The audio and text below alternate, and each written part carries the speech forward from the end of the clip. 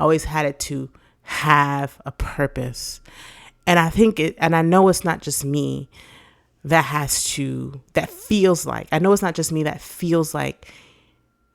you got to have a purpose. You got to find something. You don't want a 9 to 5. You don't know if you could be an entrepreneur. You don't know, but you want a purpose, and you want to be rich, and you want to be opulent, and you want to have all these things. And do you ever ask yourself why?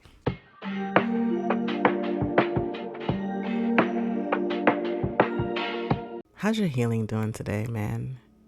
How are you feeling today? For the longest, every time I turn on the camera, it's like my words in some way get choked up in my throat. I have all these ideas and these feelings and these things that I want to say, but what I want to say is hard to come out. And I don't know if you feel that way. You ever felt like when you were in a group and people were talking and you had some really grand ideas of what you wanted to say, and when it was your time to speak, it's like the words just left?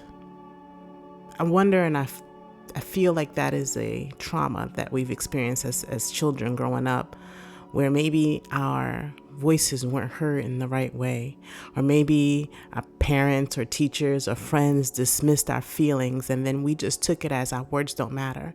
So now that as grown adults that we are, we feel like when we have to say a certain word, or when we have to say a certain sentence or a phrase, does it even matter? And I think we have so many we go inside our heads and have these conversations, and subconsciously we feel like the words that we have to say don't matter. So when all eyes are on us and it's time for us to speak, the words are just gone. It's like our subconscious already took care of the fact to say that our words don't matter. So put that somewhere. Put those words that you were going to say somewhere, and it's like we draw a blank. So forgive me because I'm drawing so many blanks. But with practice and with consistency, I'll teach my subconscious to learn that yes, you do matter. Our words do matter, and it's being heard because beautiful people like you are listening to my videos. And not only are you listening to it, I also see you subscribing to me. So I just want to thank you. I want to thank you for helping me heal myself and inner child. And if you too have YouTube where you are, or Instagram, or whatever it is, whatever platform that you're following me on, and you have a platform, please comment it below so I can follow you too, because we need to heal, right? We have to grow to heal. And doing this helps. It's healing. So many times I wanted to do this for odd reasons, and the odd reasons I would say would be for a purpose, finances. But honestly, it was something innately within me. It's something within me that felt the need to speak my voice on YouTube. It's something soothing and comforting for me. And maybe because I had a YouTube page from a long time ago, and we won't go there. But I don't know. It's something really comforting about being in front of a camera and talking, because my words are finally heard. There's no interruptions. It's just me. A lot of times as adults, when we're having conversations with groups of people, we interrupt them in what they're saying because we're not listening. We're just hearing the words so we can just react and respond quickly.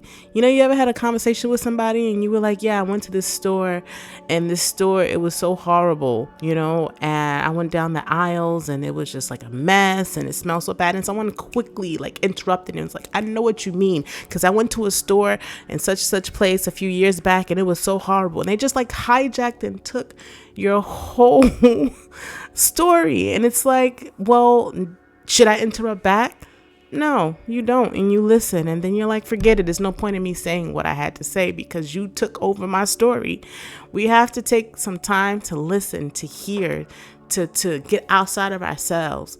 I feel like social media just overstimulated us, where we just constantly see feeds of people and things, and we don't get a chance to react so quickly, because a lot of times I don't comment on those stories. So when I do have a conversation with someone, or someone has a conversation with me, I feel and I think about them, and I'm like, they don't talk a lot. So when you have a person to person interaction, they hijack the story. Anyway, thank you for listening. That's the whole point of me saying thank you for listening. I used to have a quote to myself, and I wrote it down to say to myself every day. And I haven't been saying it for months. And I realized the fact that I haven't been saying this quote for months, it has actually enhanced me to be more neurotic on what my purpose is. What I used to always say to myself is, let go the need of having to have it all together. I used to always feel like I needed to have it all together.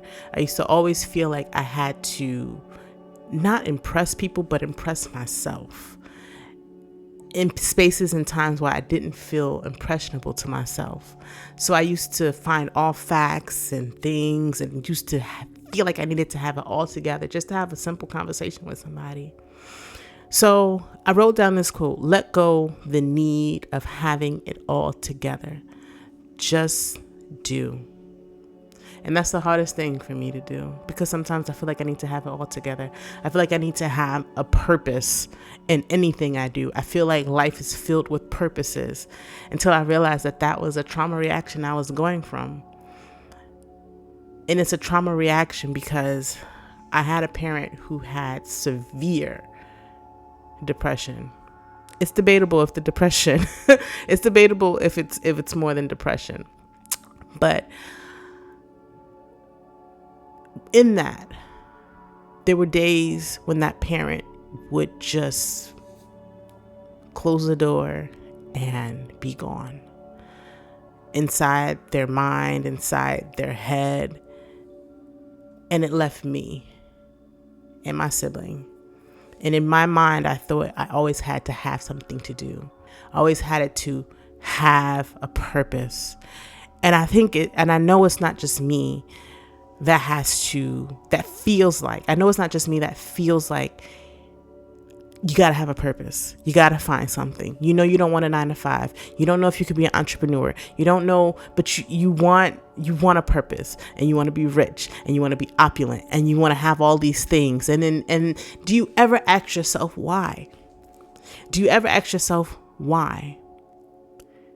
And do you ever think for the moment that you are the purpose? Like just existing is the purpose.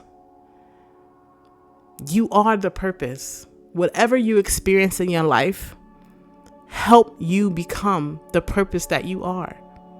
Let it go. My purpose is to be a doctor. My purpose is to be a lawyer. You are the purpose. You are everything in this now. You are your purpose. Years from now, if we think like we're in the 4D version, years from now, when it's time to change, when you're retired, or when you go to the other world, to the other life, to the next life, to your next evolution in your soul's journey. When you go to the next evolution in your soul's journey, when you transition, what are your thoughts that will be in your head? I promise you it's not the thoughts that you're thinking today. You are your purpose. You being you is your purpose. And you strengthening who you are is your purpose. And if that can be an impact to someone else, you are your purpose. And when I say impact, we all place impacts on people's life. Let it be an impact that makes a person feel like themselves. Impact. We have impact. We place impact on people. Let the impact you place on someone encourage that person to be the best version of themselves. Place impact. I used to be so in my head on how to say things, how to be things, how to do things. And that was all deriving from low self-esteem and low confidence. because I was in my head. I wasn't allowing my head to let those thoughts, those feelings, emotions travel down to my body so I can feel it, and finding ways to release it. If you are in your head all the time of what you should do, of what you should be, of feeling lost, allow yourself to just stop for a moment and realize that you need to let those emotions and those feelings travel down so you can hold on to the ones that serve you and release what does not serve you. If you are feeling lost, it's okay. Because we're all feeling lost. I think some people just have a really good mask. I think some people have a really good mask at not being lost until everything that made them feel found is questioned. Then they feel lost. Don't feel bad if you feel lost in your late 30s. Don't feel bad if you feel lost in your late 40s and 50s and 60s and 70s. That is a beautiful sign that you are allowing your life to change. You're not letting life stay stagnant because you fear what's on the other side. I'm feeling lost. And I'm feeling lost because I'm in a space in my life that I've never been. I've never set boundaries the way that I'm setting them. I've never lost core people when I wanted to stand up for myself and when I felt like my life mattered. I lost core people because I stopped being a people pleaser. I lost the way of how I think about money because I wanted to adopt and have and vibrate to a frequency of a new way of receiving money. I'm trusting the goodness of source, of creation. And it's been showing me blessings on that. I want you to know that being lost is a good thing. It means that you're still living. It means that you're still trying and you're still doing. Don't stop at the top of being lost, because now there's a new space for you to be found. There are new people who are ready to openly welcome you. I welcome you. And if you feel at peace, because that is my intention for this channel, to help people attain to their version of peace as I am on my own journey of attaining peace, hit that subscribe button. How are you healing today? If you liked what I said, and if you enjoyed what I said, please hit that subscribe button. Comment below. I love to talk to you. It's okay to be lost. That means you're growing. Much love, much blessings to you.